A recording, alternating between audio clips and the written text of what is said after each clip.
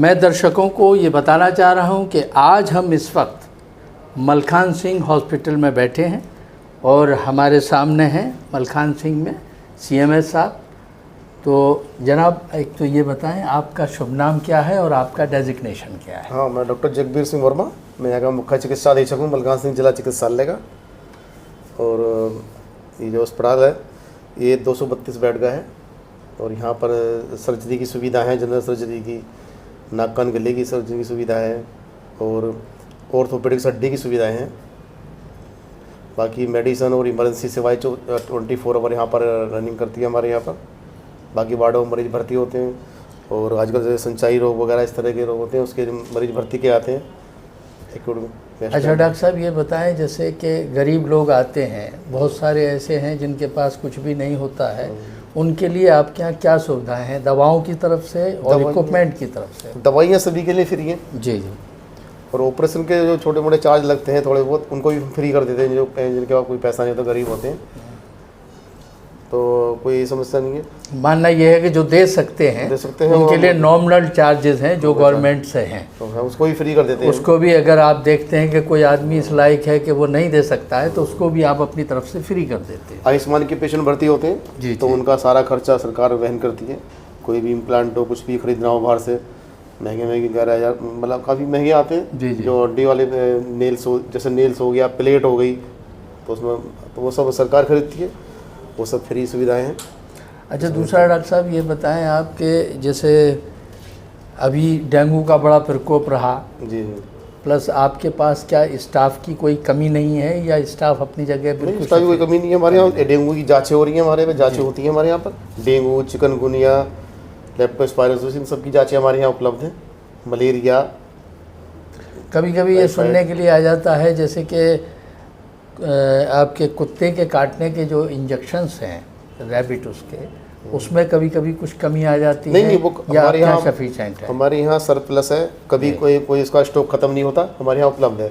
अब anti serum भी आ गया है, जो ज़्यादा गंभीर है, कैटेगरी 3 के जो बाइट है उनको भी हम यहाँ से वैक्सीन लगा रहे हैं, उनके लिए भी हम।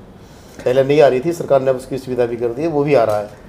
अच्छा, अभी नए उसके अंदर सरकार ने क्या कुछ और नई सुविधाएं यहाँ के लिए दी हैं? कुछ इक्विपमेंट्स बनाए हों या कुछ और आपकी तरफ से कोई सजेशन गया हो? टेलीमेडिसिन की सुविधाएं हैं, ऑनलाइन अपनी शिकायत दर्ज कराते हैं, PSC पर CHO होती हैं, तो यहाँ पर जो हमारे 3 कंसल्टेंट हैं वो उनको सुझाव देते हैं, ऑनलाइन आते हैं, ये सुविधा है। अच्छा, आप कितने टाइम से यहाँ हैं? मैं भी 2.5 साल से यहाँ पर हूँ। एज CMS में भी 1 साल हुआ मेरे को, 1 साल। तो 2.5 साल से जब आप यहाँ हैं तो आपने यहाँ कुछ अपनी तरफ से कुछ कोई नयापन या कोई ऐसा नया प्रोग्रेसिव पॉइंट आपने प्रपोजल के साथ तैयार कराया हो, आपकी कोशिश से हो? हाँ, जो हमारा जो इमरजेंसी कॉम्प्लेक्स है अभी उसका प्रस्ताव गया मल्टी स्टोरी बिल्डिंग बनने के लिए।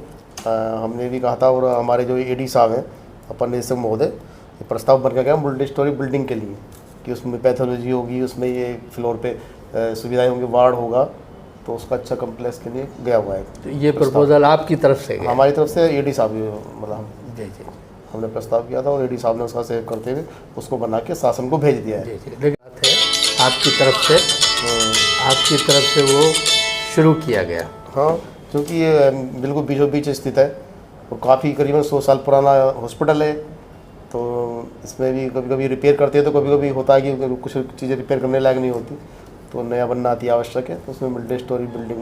अच्छा, एक मेन मामला है सफाई का, तो क्या आपने कोई विशेष तौर से इस पर नज़र रखी है? क्योंकि मैं पहले से अब देख रहा हूँ सफाई के लिए कुछ हमारे कर्मचारी कुछ सन फैसिलिटी है उसमें प्रोवाइड कर रखे हैं, तो सफाई का व्यवस्था का हम ध्यान देते हैं। इसमें हम राउंड भी लगाते हैं, जहाँ जहाँ कोई कमियाँ होती हैं उनको निर्देश देते हैं, सुपरवाइजर से कहते हैं और सफाई भी करवाते हैं। तो अभी दर्शकों, मैं आपको CMS साहब की बातें बता रहा था और आपके बारे में मशहूर है, आपने 2.5 साल में बहुत सारे अच्छे काम किए हैं, काफ़ी गरीब लोगों की मदद की है। अभी हम लोग बैठे थे, 2 लोग हमारे सामने आए जिस पर उनके पास 1 रुपया भी नहीं था, तो डॉक्टर साहब ने स्पेशली उनको रिकमेंड किया कि भाई इन पर पैसे नहीं है तो इनका सब फ्री पूरा मामला किया जाए। तो मैं डॉक्टर साहब को फिर दोबारा से बहुत बहुत धन्यवाद देना चाहता हूँ कि आपने गरीब जनता के लिए, लोगों के लिए इतना सहयोग दिया है और आज हम सभी पत्रकारों के बीच में बैठकर आपने जो गवर्नमेंट की नई प्लानिंग चल रही हैं, इन सब चीज़ों के बारे में सभी को बताया। आपका बहुत बहुत शुक्रिया। नमस्कार।